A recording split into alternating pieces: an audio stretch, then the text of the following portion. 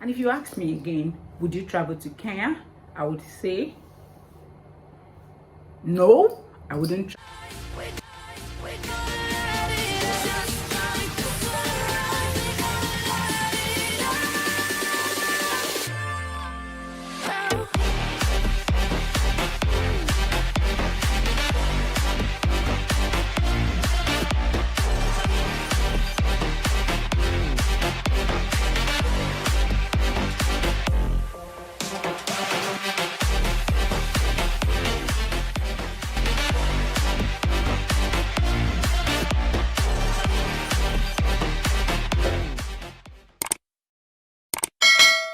Hey guys, and welcome back to my YouTube channel, Mira's World here again. If you're stopping by for the first time, please consider hitting the subscribe button and subscribe to my channel.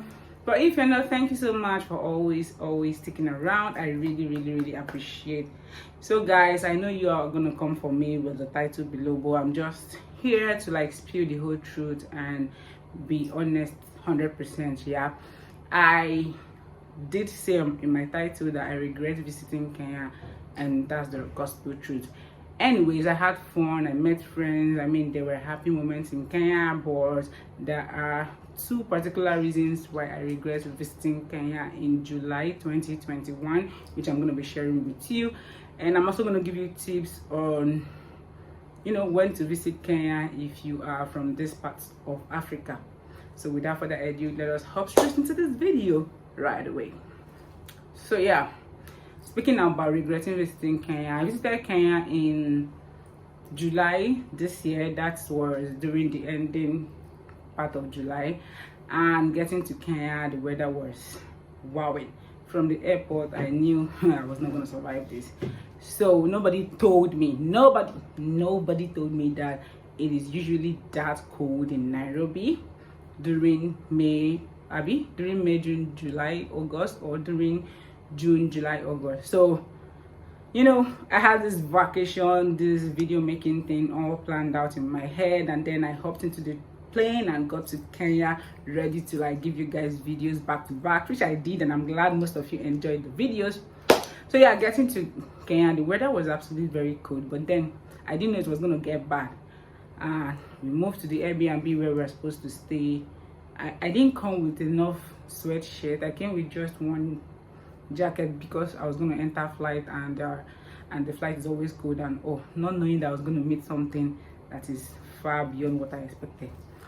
So the weather in Kenya during that period isn't for me. I'm from Nigeria, and in this part of the world it is very hot. Our Harmattan season is during December, January, but it is nothing to compare to Kenya's winter. I mean, the weather was so cold. If I breathe in, I get this sharp strike that goes from my nostrils to my brain. Seriously, I've never experienced that in my life. I mean, Chandigarh in India used to be fucking very cold. It gets cold to like -6 degrees centigrade. I mean, that's how cold. Not minus, like 6 or 4 degrees centigrade. That's how cold it can be. But then Kenya wasn't even up to that 6. But then there's something about the weather in that period of time. I mean, me and my friend, we ended up like sleeping with nose masks, because if you breathe in, you get this strike from your nostrils to your brain. I don't know what that is.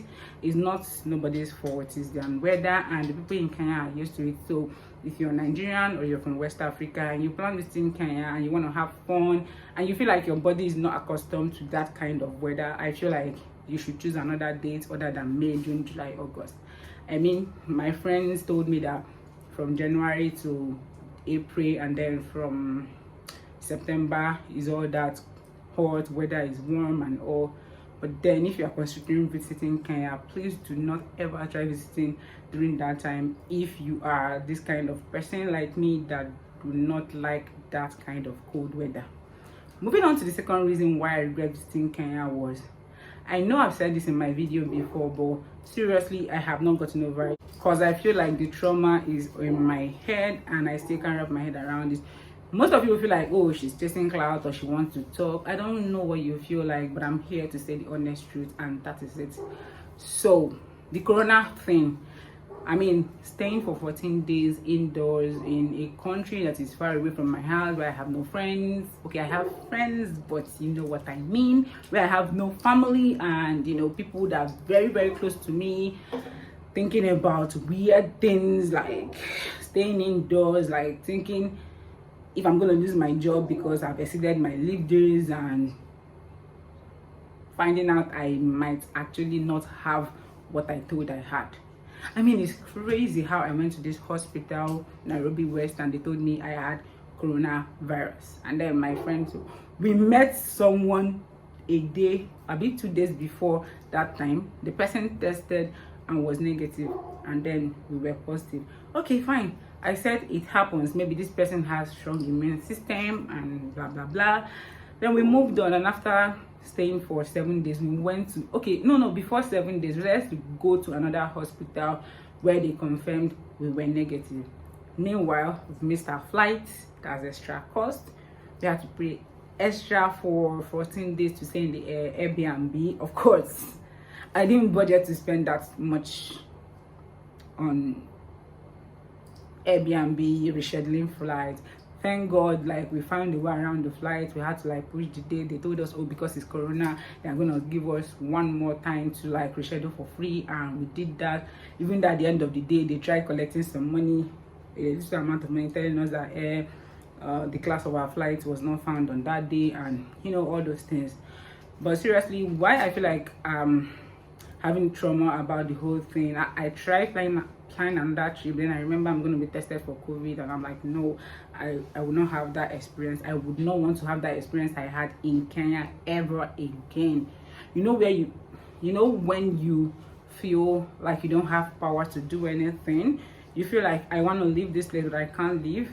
You feel like there are things I want to do but I can't do them, just because you are told you had something, when eventually it is as if you never even had it.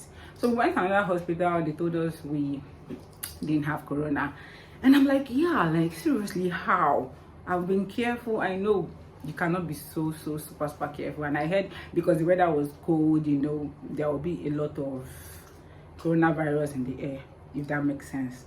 Anyway, so after a while, after testing negative, of course, we already rescheduled our flights. We had to wait, and then we went back to this hospital thinking, oh, they already tested us positive and we have stayed for 14 days.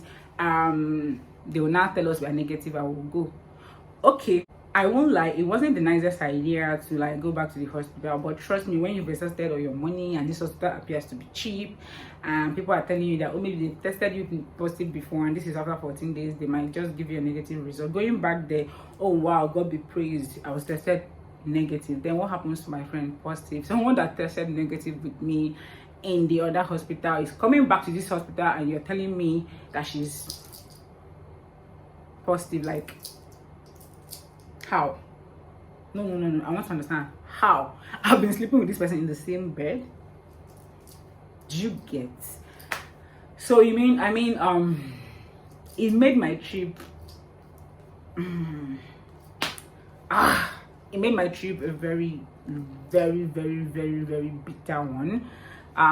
The times when I was happy was more than the times where I was sad. I was literally crying most of the time. I was calling my family, saying a whole bunch of stuff. I want to come back home. I was calling my boss in the office, telling her that my leave is expiring soon, I don't know what to do. She's like, take care of your health first, don't think of anything.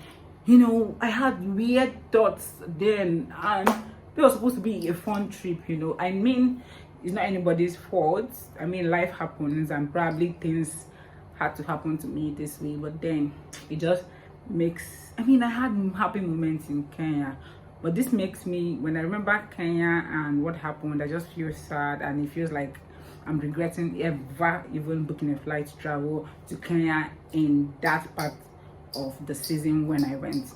Okay, see why I said I regret traveling at that time? It's because, assuming I traveled when it was not so cold, the coronavirus hovering around the place would be low, I guess, because it works more when the weather is cold. If I'm making sense, you know, I don't know the right word to put it, but I guess that's what it is. and I would not want to be looking at the weather or looking for sweatshirts or trying to breathe in the cold weather and all. I'm gonna just you guys, there was a day my friend finished taking her bath, and she came out from the bathroom. Blood was flowing out of her nostrils, like I saw it. I mean, mine was like if I sneeze and I was see blood, I'm like, oh. So we had to like start wearing face masks.